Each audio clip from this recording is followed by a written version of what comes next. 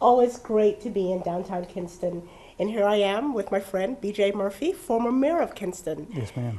Now, one of the things that Kinston gets a lot of credit for is building on its assets, and many of those assets are about arts and culture. Right. Tell us about this place we're in right now. It's a really neat building. It's called the Art 105 building. It's actually a former Kinston Auto Parts store, Napa Auto Parts store, where they literally had an elevator for cars to go in the back. The back on the other side of this wall is the garage, and they had a vehicle elevator go to the second floor, and that's actually where they worked on the vehicles, was upstairs. It's about 20,000 square feet. It is now owned by my business partner, Brandon Potter. He's got a photography studio as well as a screen printing business. But this is basically an artist incubator of sorts. There's probably 25 or 30 artists in this building at any given point who do anything from these really cool paintings to screen printing, to photography, to social media. It's just all sorts of different artists who get together and really feed off each other. And are these people who are longtime Kinston residents, or are they people who have moved to the area because the buzz is so great about Kinston? It's interesting, Anita. It's a little bit of both. I mean, there are people in this room whose kids went to high schools here. But there's also people, I meet new artists almost every other week in here. In fact, just last week there was a group of visitors from out of town, I think from the Triangle area, who came to sample some food, have some wine, as well as tour the community and tour what's happening here. And so it's a little bit of both, and I think that's part of the magic of what's happening in our community right now, is that you've got the people who've been here who want to make it better, but because it's kind of cool and hip and trendy, that it's become a place where it's attracted other entrepreneurs and individuals and retirees to come to Kinston. Which, of course, is wonderful and what many small towns are trying to have happen. Right. But I want you to talk to me a little bit about what this revitalization downtown means to the long-time Kinston resident.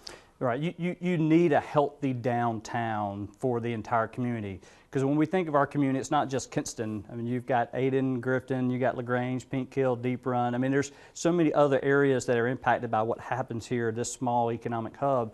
But if you have a healthy downtown, it feeds to the rest of the community. The rest of the community feeds off of what happens here. So, like, for example, our Queen Street, it used to be called the Magic Mile. So I started a company called Magic Mile Media. And it was this whole idea that it was just an economic epicenter of Eastern North Carolina. Well, that is now probably 40–50% vacant. And there is a big move of reinvesting in these buildings. And what you're seeing happening is block by block. To the point where Queen Street in a couple of years is going to be, instead of 4 lanes, it's going to be a 2-lane. So we're talking spillover effect, right? Absolutely. Essentially, what I think I hear you saying is you get your downtown buzzing, but in order for the entire community to benefit, you've got to look at other pockets of the area. Right. It takes the entire community, from the teenagers getting involved, to the churches understanding and buying in, to the government doing it, to the private sector doing it, to and not just private sector from individuals, but also the business communities, your local banks and other institutions that have been here for 100 years or more. Everybody has a role in making this happen. And that doesn't mean just from the economic aspect. It's from the parade being downtown to, we're actually about to have this second tree lighting in 2 weeks here. I mean, a lot of different community events are happening here, so that people have this really positive experience when they come to downtown. The kids are excited about seeing the lights or seeing Santa Claus. The adults enjoy walking the streets or shopping or getting their hair cut or their car done or coming down to eat as a family. Or they come and enjoy the nightlife, you know, from the sip of wine to the really nice meal. There's a lot of things that the entire family, the community can do. So I love the way you talk about this as building community, both in a physical way, but also in a social way. What has been hard about the revitalization of downtown Kinston? Because I wouldn't want people to sit back and think that this is easy stuff to do. You should have seen, when I was our downtown manager 10–15 years ago, we had the same challenges then as we do today. And that is, you've got a community, rural Eastern North Carolina, and some of the poorest areas in our, not only state, but in our country when you look at the demographics. You know, some of those challenges are, you've got the exact same infrastructure you did 30–40 years ago, when a lot of the magic was already happening then. So you've got the same infrastructure, but a dwindling population.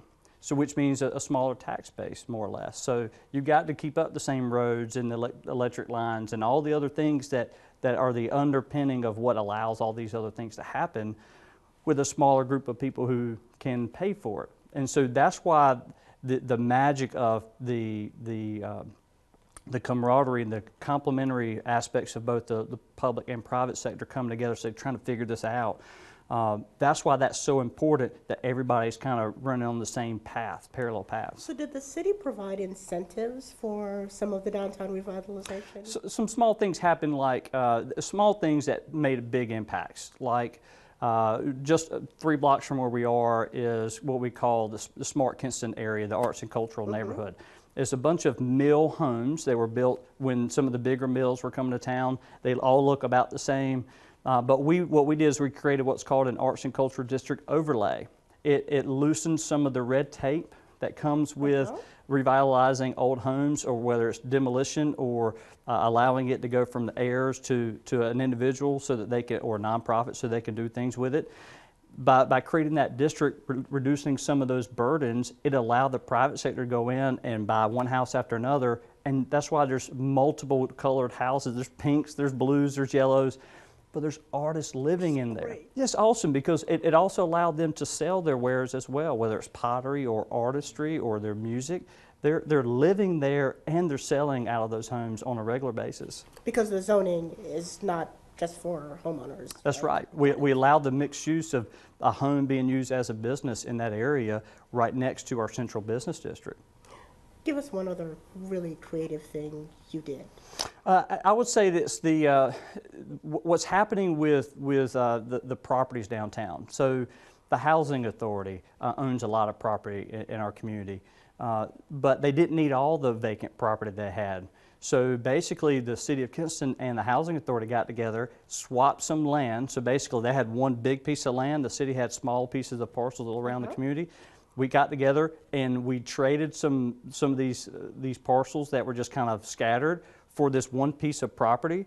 Well, that one piece of property was then sold to Stephen Hill, who then put these huge tobacco barn facades that Thomas Sayre, who painted, who had that big oak mural in downtown Raleigh, he created these huge tobacco barn facades, which is a place for, my family took a photo there. I mean, it's great, from this open space now to this piece of artwork where people are driving to go see it.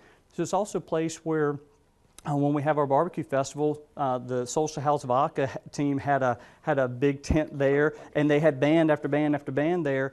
The Mills International, the farming equipment business here, they had kids on hay rides right in that area, which is an area that was not being used before. So it's little things like that over a period of time. The compound effect is having a really positive impact in our community. So let's go back to family. You have young kids. I do. What ages? They're 7.